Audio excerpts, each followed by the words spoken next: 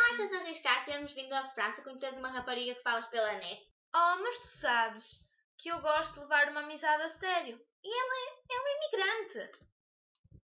Sim, mas vamos pensar positivo. Afinal, estamos em França. Já imaginaste quantos franceses giros existem aqui? Ok, fica lá com os teus franceses giros. Eu vou marcar um encontro com ela.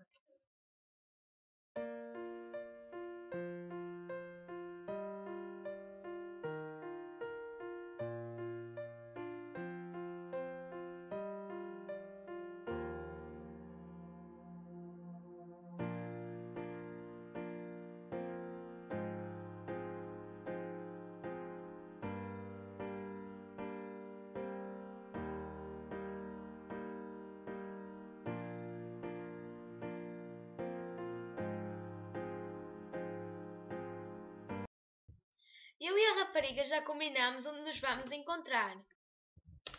É onde? No centro. Ah, tá. E eu vou contigo. Vais! Achas que eu te vou deixar sozinha? Obrigada, Rocky.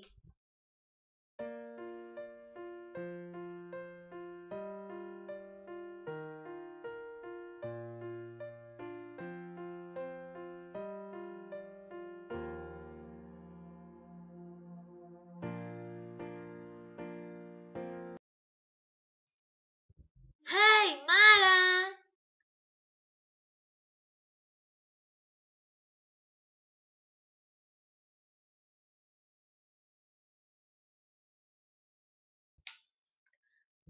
Oh, mas tu és mesmo igualzinha nas fotos.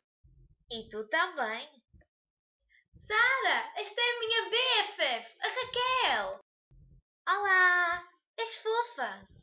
Obrigada. Prazer em te conhecer. Queres jantar no Café Cantânia? Sim.